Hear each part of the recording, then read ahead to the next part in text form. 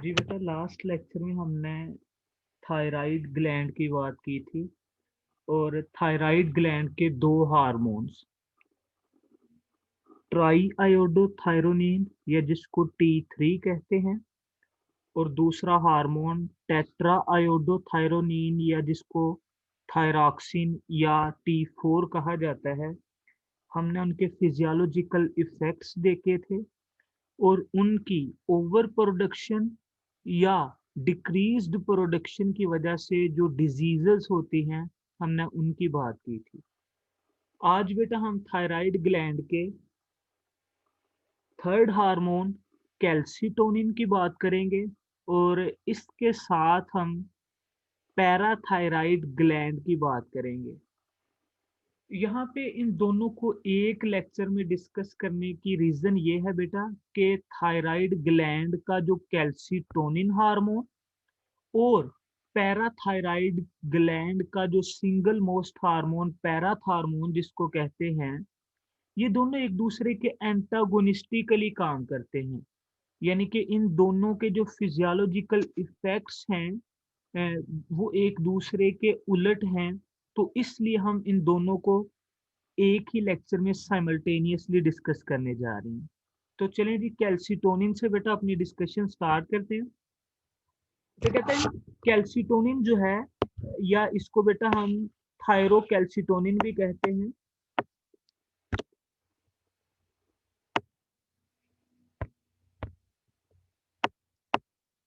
Thyrocalcitonin के नाम से भी बेटा इसको जाना जाता है। तो कहता है अगर इसकी बात की जाए तो ये थायराइड ग्लैंड का थर्ड हार्मोन है, यानी कि T3 और T4 के बाद ये नेक्स्ट हार्मोन है थायराइड ग्लैंड का। और ये किस लिए है? Why is it is produced by thyroid gland to regulate calcium level. Blood के अंदर बेटा कैल्शियम का जो लेवल है, जो कैल्शियम की नॉर्मल कंसंट्रेशन है, उसको बरकरार रखने के लिए कैल्सिटोनिन जो है वो थायराइड ग्लैंड से रिलीज किया जाता है। अभी बेटा अगर मैं कैल्शियम की बात करूं ना, तो कैल्शियम हमारी बॉडी के अंदर मोस्ट अबंडेंट मिनरल पाया जाता है। यानी कि जो मिनरल्स पाए जा रहे हैं हमारी बॉडी के अंदर, उनमें जो सबसे ज्यादा कंसंट्रेशन में पाया जाने वाला मिनरल है वो कैल्शियम है। और अगर इसकी इम्पोर्टेंस की बात की जाए कि हमारी बॉडी में बेटा इसके फंक्शंस क्या हैं, तो it is performing a number of function, जिनमें इसके बेटा अगर मैं कुछ फंक्शंस की बात की जाऊं करूं, तो इसके मस्कुलर एक्टिविटीज में रोल है। यानी कि मसल्स के काम करवाने में कैल्शियम अपना रोल प्ले करता है।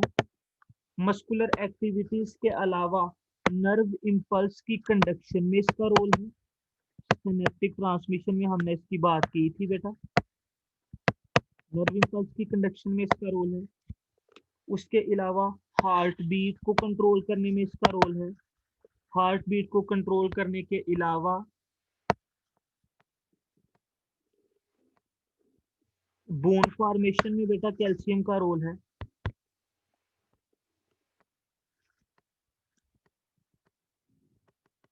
बोन फॉर्मेशन के अलावा बेटा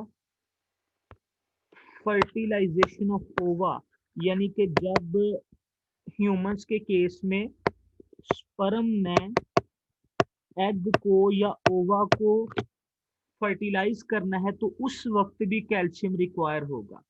तो हमारी बात बेटा चल रही थी थायराइड ग्लैंड के थर्ड हार्मोन कैल्सिटोनिन के रिलेटेड। तो यहाँ पे बेटा मैंने बात की कि जो कैल्सिटोनिन हार्मोन है, ये थायराइड ग्लैंड का थर्ड हार्मोन है, यानी कि T3 और T4 के अलावा ये तीसरा हार्मोन है। और इसका बेसिकली मकसद क्या है? बॉडी के अंदर कैल्शियम के लेवल को कंट्रोल करना। फिर बेटा मैंने बताया कि कैल्शियम को कंट्रोल करना क्यों जरूरी है, why calcium is so important. तो उसकी मैंने रीजन बताई कि ये एक तो हमारी बॉडी के अंदर सबसे ज्यादा कसरत में पाया जाने वाला मिनरल है। फिर आगे इसके बहुत अहम फिजियोलॉजिकल इफेक्ट्स हैं।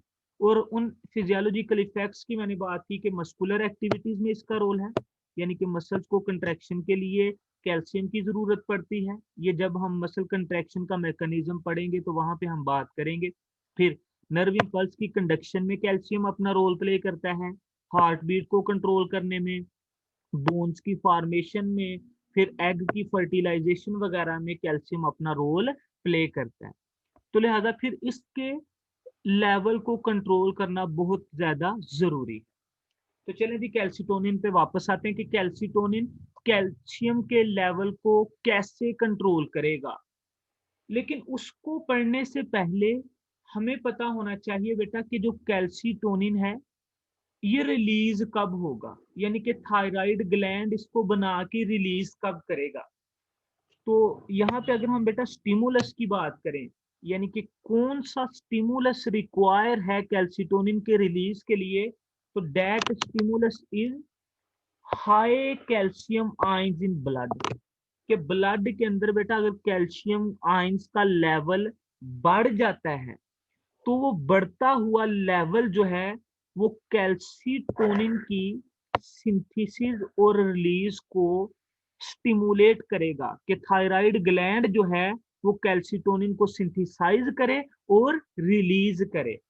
जबकि दूसरी तरफ जब ब्लड के अंदर कैल्शियम का लेवल लो हो जाएगा तो ये लो लेवल जो है it will suppress the synthesis and release of calcitonin. तो लिहाजा यानी कि आपको बेटा स्टिमुलस का पता चल गया कि जब ब्लड के अंदर कैल्शियम का लेवल हाई होगा, ज्यादा होगा, यानी कि नॉर्मल कंसंट्रेशन से कैल्शियम ज्यादा होगा, तो उस वक्त वो बढ़ता हुआ लेवल थायराइड ग्लैंड को स्टिमुलेट करेगा कि वो कैल्सिटोनिन हार्मोन की सिंथेसिस करे और उसको रिलीज करे। जबकि दूसरी तरफ जब कैल्शियम का लेवल नॉर्मल की तरफ आ जाएगा या डिक्रीज होना शुरू हो जाएगा तो उस वक्त कैल्सिटोनिन की जो सिंथेसिस है वो सप्रेस हो जाएगी, दब जाएगी, अभी कैल्सिटोनिन जो है वो रिलीज नहीं होगा। तो अगर बेटा मैं आपको नॉर्मल ब्लड के अंदर कैल्शियम के लेवल का बताऊं तो ब्लड के अंदर कैल्शियम का जो नॉर्मल लेवल है हमारे पास that is almost 9 to 11 milligram per decilitre. ठीक है कि 9 से 11 मिलीग्राम होने चाहिए बेटा एक डेसीलीटर में कैल्शियम के, नॉर्मल लेवल है इसका ब्लड के अंदर। तो अगर इससे बेटा बढ़ जाएगा तो फिर कैल्सिटोनिन जो है वो रिलीज होगा। ये काम बेटा कैसे करेगा, कैल्सिटोनिन क्या करेगा जी, this is calcitonin that has been released from thyroid gland. इसने क्या देखा जी कि ये ब्लड था तो यहाँ पे कैल्शियम का लेवल था जी हाई,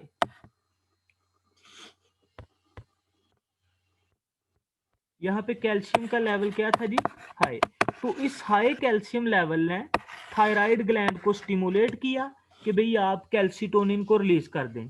थायराइड ग्लैंड ने कैल्सिटोनिन को कर दिया रिलीज। अभी कैल्सिटोनिन क्या करेगा, कैल्सिटोनिन पहला काम ये करेगा कि ये बोन्स की तरफ आएगा। ठीक है, ये हमारे पास बेटा एक बोन है, ये बोन में क्या करेगा, it will promote deposition of calcium into bones. यानी कि इससे मुराद बेटा क्या है कि जो ब्लड के अंदर अजाफी कैल्शियम था ना ये वाला, ये उस कैल्शियम आयंस को क्या करेगा, बोन्स के अंदर डिपॉजिट करवाना शुरू करवा देगा। यानी कि ब्लड में से निकालता जाएगा और बोन्स के अंदर उसको जमा करवाता जाएगा। ठीक है, और इस एक्टिविटी को बेटा कहते हैं ओस्टियोब्लास्टिक एक्टिविटी। ओस्टियोब्लास्टिक एक्टिविटी, ओस्टियोब्लास्टिक एक्टिविटी में क्या होगा कि कैल्शियम आयंस जो हैं उनको बोन के अंदर डिपॉजिट करवाया जाएगा। जबकि दूसरी तरफ अगर कैल्शियम आयंस को बेटा बोन्स के अंदर डिपॉजिट करवाने की बजाय रिजॉर्ब करवाया जाए, यानी कि वहां से निकाला जाए, तो उस एक्टिविटी को बेटा कहते हैं ओस्टियोक्लास्टिक एक्टिविटी। ठीक है, ओस्टियोक्लास्टिक एक्टिविटी में क्या होता है जी कि बोन्स में से कैल्शियम की बोन्स में से कैल्शियम की होगी रिजॉर्प्शन, यानी कि वहां से उनको निकाला जाएगा। और दूसरी तरफ ओस्टियोब्लास्टिक एक्टिविटी में क्या होगा कि कैल्शियम आयंस को बोन्स के अंदर डिपॉजिट करवाया जाएगा। तो ये दो बेटा आपने बातें याद रखनी है कि ओस्टियोब्लास्टिक एक्टिविटी और ओस्टियोक्लास्टिक एक्टिविटी, इन दोनों में क्या फर्क है। तो क्या फर्क है जी कि ओस्टियोक्लास्टिक एक्टिविटी में बोन्स में से कैल्शियम को रिजॉर्ब करवाया जाएगा, जज़ब करवाया जाएगा, वहां से निकाला जाएगा। जबकि दूसरी तरफ ओस्टियोब्लास्टिक एक्टिविटी में बोन्स के अंदर कैल्शियम को डिपॉजिट करवाया जाएगा। तो कैल्सिटोनिन ने बेटा यहाँ पे फिर क्या किया जी कि कैल्सिटोनिन जो हार्मोन था, इसने बोन्स में ओस्टियोब्लास्टिक एक्टिविटी को प्रमोट किया, ओस्टियोब्लास्टिक एक्टिविटी को प्रमोट किया और ओस्टियोक्लास्टिक एक्टिविटी को सप्रेस किया। तो इस तरह से आधा बेटा कैल्शियम आयन जो बढ़ गए थे ब्लड के अंदर, उसमें से कुछ इसने क्या कर दिए जी बोन्स के अंदर डिपॉजिट करवा दिए। तो जो बढ़ रहा था लेवल, वो नीचे आना शुरू हो गया। दूसरा काम बेटा ये क्या करेगा कि किडनीज की तरफ जाएगा ब्लड के थ्रू, और वहां पे किडनीज को जाके मैसेज क्या देगा कि भाई अभी आप कैल्शियम को रीअब्जॉर्ब करना। जब आपने बेटा नेफ्रॉन में रीअब्जॉर्प्शन वाला स्टेप पढ़ा था, तो वहां पे आपने क्या पढ़ा था कि जब रीअब्जॉर्प्शन होगी तो मैक्सिमम एसेंशियल आयंस को नेफ्रॉन की ट्यूब्यूल्स में से रीअब्जॉर्ब करवा लिया जाएगा, यानी कि दोबारा से ब्लड के अंदर भेज दिया जाएगा। तो इसने क्या किया, इसने किडनी को कहा जी कैल्शियम को रीअब्जॉर्ब करने की, यूरिन में से निकालने की कोई जरूरत नहीं है, ये ब्लड के अंदर ऑलरेडी बहुत ज्यादा है, इसको जाने दें बाहर। यानी कि ये क्या करेगा बेटा कि किडनीज में से कैल्शियम की रीअब्जॉर्प्शन को रोक देगा, उसको रीअब्जॉर्ब नहीं होने देगा, उसको यूरिन में पास आउट होने देगा। तो इस तरह कैल्शियम बॉडी में से बाहर रिमूव हो जाएगा। तीसरा काम बेटा ये क्या करेगा कि इंटेस्टाइन की तरफ भी जाएगा, यानी कि जो स्मॉल इंटेस्टाइन में एब्जॉर्प्शन हो रही है, तो वहां पे स्मॉल इंटेस्टाइन के सेल्स को भी स्टिमुलेट करेगा कि भाई आप भी फूड में से कैल्शियम को रीअब्जॉर्ब करना छोड़ दें, कोई जरूरत नहीं, कैल्शियम ऑलरेडी बहुत ज्यादा है। तो लिहाजा इसने ये बेटा जो तीनों काम किए, इन तीनों में क्या हो रहा है कि कैल्शियम को रिलीज ही करवाया जा रहा है, कैल्शियम को बाहर निकाला जा रहा है, कैल्शियम को ब्लड के अंदर नहीं रखा जा रहा। तो इन तीनों के नतीजे में फिर एट लास्ट क्या होगा कि ब्लड के अंदर कैल्शियम का लेवल जो है वो कम होकर दोबारा से नॉर्मल की तरफ आ जाएगा। ठीक हो गया। तो कैल्सिटोनिन हार्मोन ने बेटा क्या करना है कि ब्लड के अंदर जो बढ़ता हुआ कैल्शियम का लेवल था उसको कम करवाना है। और रिलीज भी कब होगा कि जब ब्लड के अंदर कैल्शियम का लेवल हाई हो जाता है तो कैल्सिटोनिन एक्शन में आ जाता है। एक्शन में आके क्या करेगा कि किडनीज में से कैल्शियम को रीअब्जॉर्ब करवाना इनहिबिट करवाएगा। किडनीज को कहेगा कि इसको रीअब्जॉर्ब करने की कोई जरूरत नहीं, जाने दें इसको यूरिन की शक्ल में बाहर। दूसरा काम क्या करेगा कि बोन्स के अंदर कैल्शियम आयंस को पकड़ता जाएगा और बोन्स के अंदर डिपॉजिट करवाता जाएगा कि भाई आप किधर ब्लड में फिर रहे हैं, आपकी जगह उधर नहीं है, आपकी जगह बोन्स में है। तीसरा काम क्या करेगा कि स्मॉल इंटेस्टाइन की तरफ जाएगा और उसको भी जाके कहेगा कि आप भी फूड में से कैल्शियम को ऑब्जॉर्ब ना करवाएं, कोई जरूरत नहीं, ब्लड के अंदर ऑलरेडी बहुत ज्यादा है। तो लिहाजा इन तीनों कामों के नतीजे में बेटा क्या होगा कि कैल्शियम का लेवल जो ब्लड के अंदर हाई हो गया था वो अभी क्या हो जाएगा, लोअर, कम हो जाएगा। तो ये बेटा कैल्सिटोनिन का मैकेनिज्म ऑफ एक्शन है, ये इस तरह से अपना काम करेगा। फिर नेक्स्ट बेटा वो बताता है कि अगर कैल्सिटोनिन की डेफिशिएंसी हो जाए, यानी कि ये नॉर्मल अमाउंट्स में प्रोड्यूस ना हो, तो उसकी वजह से क्या होता है कि जो कैल्शियम का मेटाबॉलिज्म है बॉडी के अंदर वो डिस्टर्ब होगा, जिसके नतीजे में हमारी नर्व्स वगैरह, हमारे स्केलेटल मसल्स वगैरह, ठीक है, फिर हमारी बोन्स वगैरह और बहुत सारे दूसरे जो फिजियोलॉजिकल फंक्शंस हैं वो अफेक्ट होंगे। और लास्ट पे बेटा वो क्या बताता है, जो बात हमने पहले भी की कि it's action is antagonistic to parathormone, यानी कि कैल्शियम के लेवल को रेगुलेट करने के लिए, बरकरार रखने के लिए इसका काम जो है वो पैराथार्मोन के उलट होता है।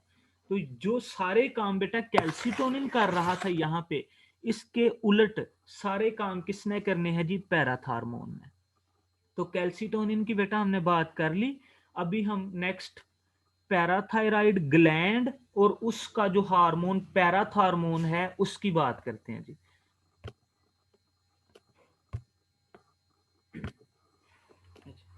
फर्स्ट ऑफ ऑल तो बेटा पैराथार्मोन को डिस्कस करने से पहले बात करते हैं कि ये पैराथार्मोन जो है ये रिलीज कहां से होता है, यानी कि इसकी सिंथेसिस वगैरह कौन से ग्लैंड करेंगे, उनका नाम क्या है, एटसेट्रा। तो पैराथार्मोन हार्मोन को बेटा सिंथेसाइज करने वाले और रिलीज करने वाले जो ग्लैंड्स हैं they are known as parathyroid glands. कहां पे मौजूद होते हैं बेटा? They are present in posterior part of lateral lobes of thyroid gland. जब आपने बेटा थायराइड ग्लैंड पढ़ा था तो आपने वहां पे बात की थी कि इसकी दो लोब्स होती हैं, एक ये और दूसरी ये, और इन दोनों की जो पोस्टीरियर यानी कि पीछे वाली साइड होती है, तो उस पीछे वाली साइड में बेटा ये जो पैराथायराइड ग्लैंड है ये मौजूद होगा। और they are total 4 in number, 1 2 3 4। दो एक लोब के अंदर बेटा इंसर्टेड है और दो दूसरी लोब के अंदर इंसर्टेड है। And they are oval shaped. ये बेटा कैसे हैं? दे आर ओवल शेप्ड यानी कि बैजवी शक्ल के हैं। फिर they are yellow in colour, ठीक है, इनका कलर ऑलमोस्ट बेटा येलो होगा। ठीक हो गया।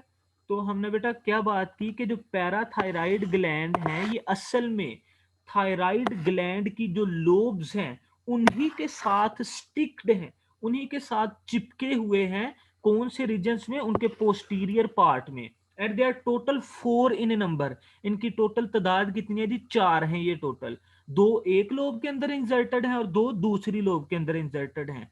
And what are they, what role are they playing? They are producing a hormone that is known as parathormone.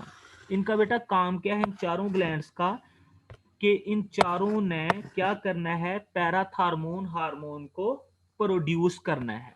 और इस हार्मोन को प्रोड्यूस करने के लिए इन चारों ग्लैंड्स के अंदर बेटा जो सेल्स होते हैं ना, उन सेल्स को कहा जाता है जी पैरा फॉलिक्यूलर सेल्स। ठीक है, कि वो सेल्स जो पैराथायराइड ग्लैंड के अंदर पैराथार्मोन हार्मोन को प्रोड्यूस कर रहे हैं और रिलीज कर रहे हैं, उनका नाम क्या है बेटा? पैराफॉलिक्यूलर सेल्स।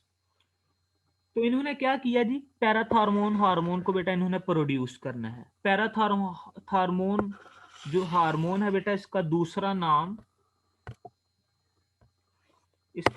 नाम बेटा कोलिप्स हार्मोन भी है। इसको दूसरा नाम कोलिप्स हार्मोन भी दिया जाता है। क्यों? क्योंकि बेटा this scientist who discovered this hormone for the very first time in 1925, scientist का नाम था बेटा फिलिप्स कॉलिप। तो 1925 में जिस साइंटिस्ट ने बेटा पैराथार्मोन हार्मोन को पहली दफा डिस्कवर किया, उनका नाम क्या था जी? फिलिप्स कॉलिप। तो उनके नाम की वजह से इस हार्मोन को कॉलिप्स हार्मोन के नाम से भी जाना जाता है। अभी हम वापस आते हैं बेटा कि इस हार्मोन ने काम कैसे करना है, ये रिलीज कब होगा, इसकी रिलीज के लिए स्टिमुलस कौन सा रिक्वायर होगा। तो अगर बेटा इनकी रिलीज के लिए स्टिमुलस की बात करें तो इनका स्टिमुलस कैल्सिटोनिन के उलट होगा। कैल्सिटोनिन कब रिलीज हुआ था? कि जब ब्लड के अंदर कैल्शियम का लेवल बढ़ गया था नॉर्मल लेवल से। तो ये कब रिलीज होगा? जब ब्लड के अंदर कैल्शियम का लेवल जो है वो नॉर्मल अमाउंट से कम हो जाएगा। कैल्सिटोनिन कब रिलीज हुआ? जब कैल्शियम का लेवल नॉर्मल से ज्यादा हो गया। और पैराथार्मोन बेटा कब रिलीज होगा? जब कैल्शियम का लेवल नॉर्मल लेवल से लो होना शुरू हो जाएगा, डिक्रीज होना शुरू हो जाएगा। तो जब बेटा ब्लड के अंदर कैल्शियम का लेवल लो होगा, it will increase the production of parathormone, यानी कि ये पैराथॉर्मोन की प्रोडक्शन को इंक्रीज करेगा, पैराथॉर्मोन रिलीज होगा। जबकि दूसरी तरफ जब ब्लड के अंदर कैल्शियम का लेवल हाई हो जाएगा तो पैराथॉर्मोन की जो रिलीज है या जो प्रोडक्शन है वो इनहिबिट हो जाएगी, रुक जाएगी। और इसके बेटा फिजियोलॉजिकल इफेक्ट्स क्या आते हैं कि it plays a role in bone resorption, यानी कि ये बोन्स में से बेटा कैल्शियम को रिजॉर्ब करवाने में, जज़ब करवाने में अपना रोल प्ले करेगा। चलिए इसके इफेक्ट्स की बेटा बात करते हैं। तो इसके सारे इफेक्ट्स जो हैं बेटा, सारे जो काम है इसके, वो कैल्सिटोनिन के उलट ही होंगे। बस पैराथॉर्मोन बेटा क्या होगा, क्या करेगा जी, रिलीज होने के बाद यहां से ये जाएगा बोन की तरफ, ठीक है। और बोन में बेटा जाके ये क्या करेगा कि कैल्शियम को डिपॉजिट करवाने की बजाय बोन्स में से कैल्शियम को रिजॉर्ब करवाएगा। बोन्स को कहेगा भी कि ब्लड के अंदर कैल्शियम का लेवल बहुत कम हो चुका है, आप क्या इधर कैल्शियम को अपने अंदर डिपॉजिट करके बैठी हैं, इसको यहां से निकालें, ब्लड के अंदर भेजें, ताकि बॉडी के दूसरे जो फिजियोलॉजिकल फंक्शंस हैं वो डिस्टर्ब ना हो। तो कैल्शियम को बेटा इसने यहां से ये लेके आया। दूसरा काम ये क्या करेगा कि किडनी की तरफ जाएगा और कैल्सिटोनिन के उलट काम करेगा। कैल्सिटोनिन ने किडनीज को क्या कहा था कि कैल्शियम को जाने दें, ना रीअब्जॉर्ब करें, यूरिन में पास आउट होने दें। जबकि ये क्या करेगा कि खुदा का वास्ता है, कैल्शियम का लेवल ब्लड के अंदर बहुत कम हो चुका है, ठीक है। जो कैल्सिटोनिन ने आपको मैसेज दिया था आप उसके उलट काम करें। जो कैल्शियम है उसकी रीअब्जॉर्प्शन जरूरी है, यानी कि ये किडनीज में से बेटा कैल्शियम की रीअब्जॉर्प्शन करवाएगा, उसको यूरिन में पास आउट नहीं होने देगा, उसको ब्लड में लेके आएगा। तीसरा बेटा ये इंटेस्टाइन की तरफ जाएगा और इंटेस्टाइन के सेल्स को मैसेज देगा, यानी कि जो विल्लाए और माइक्रोविल्लाए और एपिथेलियल सेल्स थे वहां पे रीअब्जॉर्प्शन कर रहे थे फूड की, उनको ये स्टिमुलेट करेगा कि भाई फूड के अंदर जितना भी कैल्शियम है आप उसमें से मैक्सिमम कैल्शियम को ऑब्जॉर्ब करें। क्यों?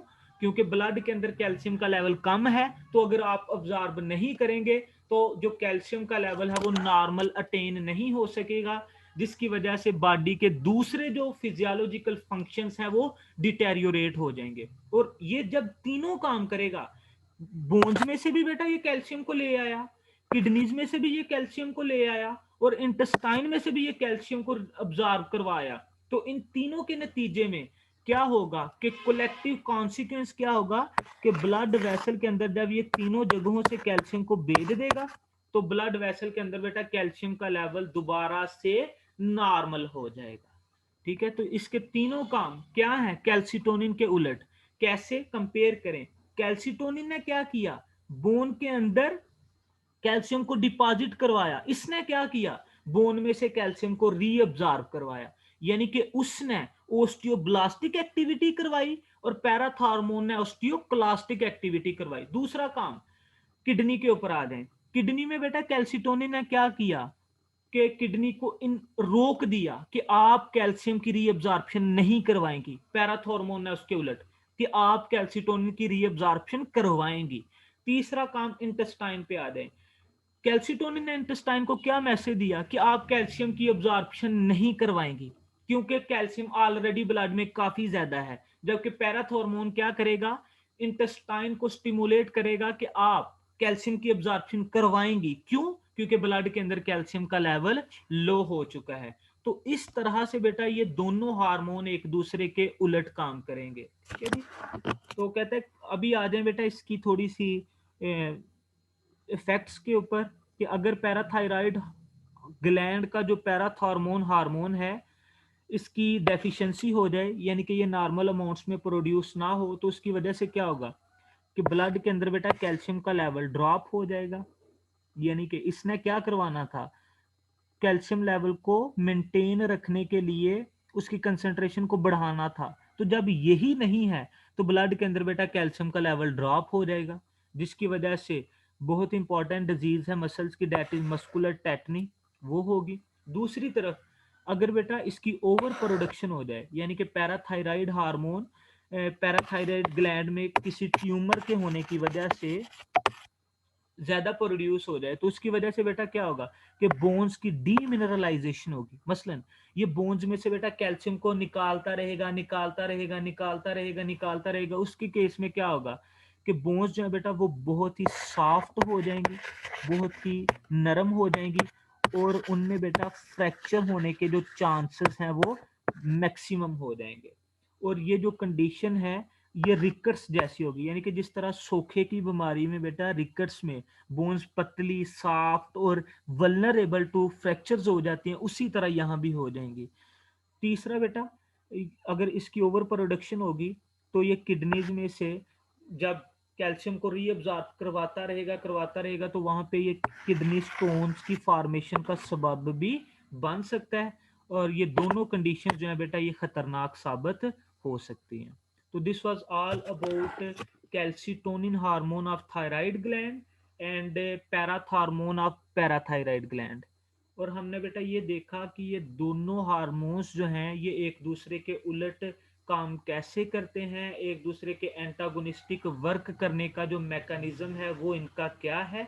और पेपर में बेटा ये बहुत ही इंपॉर्टेंट लॉन्ग क्वेश्चन भी आ जाता है कि right a descriptive note on antagonistic action of calcitonin and parathormone. तो वहां पे आप इन दोनों को फिर साइमल्टेनियसली इसी तरह डिस्कस करेंगे जैसे हमने लेक्चर में देखा है।